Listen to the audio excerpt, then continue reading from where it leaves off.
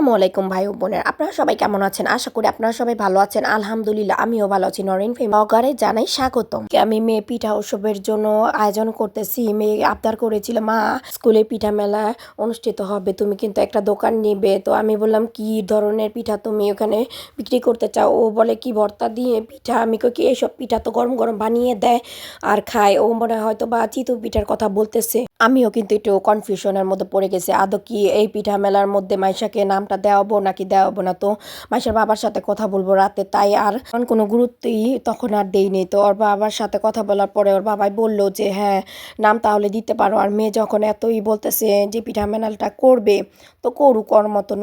কিন্তু একটু দায়িত্ব বেড়ে গেল যে কি বানিয়ে দিতে হবে, কিভাবে দিতে হবে। আমার কিন্তু তেমন জানা ছিল না যে স্টলে কি কি বিক্রি করতে হবে বা কি নিয়ে যেতে হবে। তাও নিজের আইডিয়া খাটিয়ে কিন্তু পুরাটাই করার চেষ্টা করছি, ইনশাল্লাহ করতেও পারছি। এদিকে ওয়ান টাইম চামিচ প্লেট এইসব নিয়ে আসছে, আর তার সাথে যে নিয়ে আসছে পেপার, আর কি এগুলো কাগজের পেপার দিয়ে ঢেকে রাখার জন্য। আমি বলেই নিয়ে আসছি, এটা অনেক দিন আগেই ঘরে প্রয়োজন ছিল, আর নিয়ে আসছে, এখন ভালোই হয়েছে। পিঠা চিরা বানানোর জন্য কিন্তু বেশ লোকজনের প্রয়োজন হয়।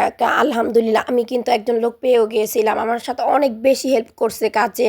আর এমনকি অনেক সঙ্গ দিয়ে দিয়ে কিভাবে করতে হয়, আর আমি যেটা বলতেছিলাম সে করতেছিল ঠিক তেমনই। আমার ভালোও লাগতেছিল, কিন্তু মনের ভিতরে তো একটুই লাগবে, মাছ যখন আর এত আইটেম করতে হবে। দু পিঠার আইটেম করতেছি না আমি, কিন্তু পুডিং কিংবা রেস্টুরেন্টের এক পথ আইটেম হলেও রাখতেছি, কারণ কোনটা ভালো লাগবে কে কোনটা খাবে বলা যায় না। তাই দিকে খাওয়া দাওয়ার পরে কিন্তু কাজে লেগে গিয়েছিলাম। আমি কিন্তু দুধটাও করে নিয়েছি, দুধ পুডিং বানাবো। তাই এদিকে দেখেন কিভাবে আমি গুড়টা কাটিয়ে নিচ্ছি। এভাবে যদি গুড়টা কাটা হবে তাহলে আর চারদিকে ছড়িয়ে ছিটিয়ে পড়ে না, আর বেশ ভালোভাবেই কাটতে পারতাছে। ছুরি দিয়ে কাটলে আরো সুন্দর হয় গুড় কাটাটা। প্রথম কিন্তু আমার রুমে এত কিছু হচ্ছে, বিয়ের পর থেকে কিন্তু তেমন কিছু আমার রুমে হয়নি। রান্না বাড়ার ক্ষেত্রে কথা বলতেছি। আর আজকে আমি কারেন্টের চুলায় রান্না করব, আর কারেন্টের চুলায় অনেক কিছুই বানাবো। তো আপনাদের সাথে যতটুকু শেয়ার করতে পারি করব। দিকে আমি বেশ ভালো করে দুধ জাল করে নিয়েছিলাম। পুডিং বানানোর জন্য জাল করা হয়েছে। এখানে প্রায় 1 কেজি নিয়ে নেওয়া হয়েছিল দুধ। আজকে কিন্তু আমি আড়ঙের দুধ দিয়ে পুডিং বানানোটা শেয়ার করব আপনাদের সাথে।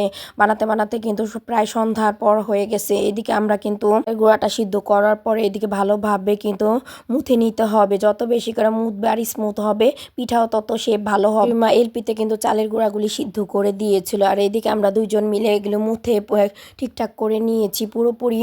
এখন বানানোর মতন হয়ে গেছে। এখন আমরা নকশি পিঠা কিন্তু বানানো শুরু করে দিয়েছি। এটা নকশি পিঠা বানানোর পরে কিন্তু এইদিকে মাইশা নামটা লিখতেছিলাম, আর সাথে দোকানটাও লিখবো।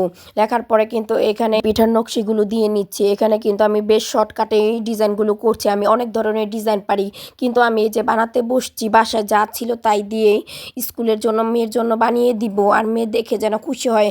মেয়ের খুশির জন্য বানাইতেছিলাম। মেয়ে কিন্তু তার ফুপির বাসায় ছিল, এই প্রথম তেও ছিল। তো আমার তো ওর দিকেও একটু খারাপ লাগতেছিল। ও ফোন দিয়ে কিন্তু দেখতেছিল আর বলতেছিল কি কি বানাচ্ছ। ও কিন্তু দেখতেছে না আমি কি বানাচ্ছি। তো আজকে রাত্রে মেয়ে চলে আসবে একটু পরে, আর এইদিকে নামটা বানিয়ে নিচ্ছিলাম।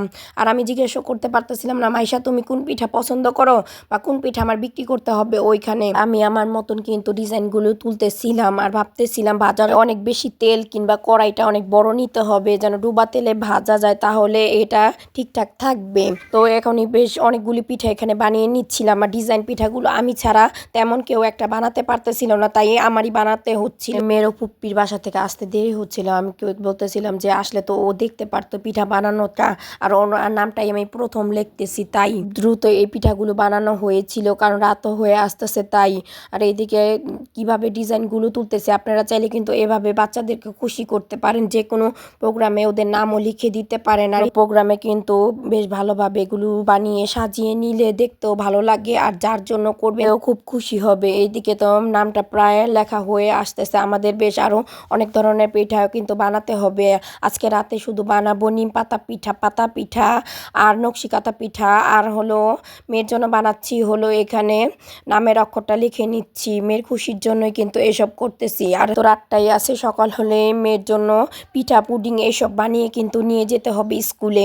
আর আমার হাতও খুব দ্রুতই চলতেছিল ওই দিন, কিছু প্রায় কাছাকাছি বানিয়েও কিন্তু রাতে ঘুমাতে পারছিলাম কিছুক্ষণ সময়। কিন্তু ওর নামটা প্রায় হয়ে আসছে, আর আমি কিন্তু এখানে বেশি একটা কাটাকাটি করি নেই, কারণ চাইলে আরো বেশি কেটে সুন্দর করা যেত, হয়তোবা যদি ভেঙে যায়। তাই এভাবে করা আরো সুন্দর করে করতে পারতাম। দেখি ভাজতে পারি নাকি ওর নামের অক্ষরগুলি 3 অক্ষরে হয় আরো বেশি সমস্যা হইতেছিল। আমাদের তো সবসময় এইসব পিঠা বানানো হয় না, আজকে মেয়ের উপলক্ষে কিন্তু বানানো হচ্ছে আর মেয়ে স্কুলে দেওয়া হবে। এদিকে নিম পাতা পিঠাগুলো কিন্তু বানানো হচ্ছিল, এদিকে আমার শাশুড়ি মাও কিন্তু নিম পাতা পিঠাগুলো বানিয়ে দিয়েছিল। আর এদিকে দেখেন নাম লেখা হয়ে গেছে।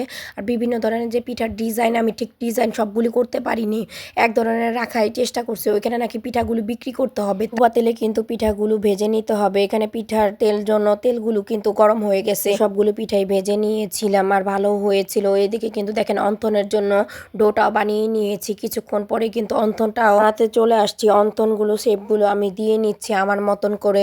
চাইলে এখানে বড় বড় বানাতে পারতাম, কিন্তু এই যে অল্প করে বানাবো, কিন্তু অন্থনের ভিতরে দেওয়ার জন্য যে পুরটা বানিয়েছিলাম কাঁচা দেইনি, কারণ চিকেনগুলো একটু তাওয়ার মধ্যে হয়ে নিয়েছিলাম, অল্প তেল দিলে যা যা মশলা দেওয়া দিয়ে নিয়েছিলাম। অনেকগুলোই কিন্তু অন্থন হয়েছিল। এইখানে ডিনার করার পরে কিন্তু এদিকে ডাবটা কাটিয়ে নিচ্ছিলাম, বেশ অনেকগুলো পানি বের হয়েছিল আর নরম শ্বাস বের হয়েছিল। ডাবের পুডিং বানাবো তাই এই ডাবটা কিন্তু বাহির থেকে প্রায় 150 টাকা দিয়ে কিনে এনেছি। ডাবটার কিভাবে পর্যবেক্ষণ করতেছে মেয়েটা দেখে, আর আমি ক্যামেরা অন করছি দেখে তাকিয়ে একটা হাসি দিবে। মাশাল্লাহ, ওর হাসিটা যেন আমাকে আরো উৎসাহ দিল রাতে কাজ করার জন্য। তো কিছু করার নেই, করতে হবে, নিজেকে একাই করতে হবে, কারেন্টের চুলায় করবো। তা এখন কিন্তু আমি দুধ জালটা বসিয়ে দিয়েছিলাম। এখানে দেখেন লো আছে, কিন্তু জালটা করে নিচ্ছি। এই জালটা যদি ভালো করে দেওয়া হয় তাহলে পুডিংটাও বেশ ভালো হয়। এটা বানানোর জন্য বেশ কিছু টেকনিক ব্যবহার করতে হয়, তাহলে কিন্তু পুডিংটাও খেতেও ভালো হয়, দেখতেও ভালো হয়।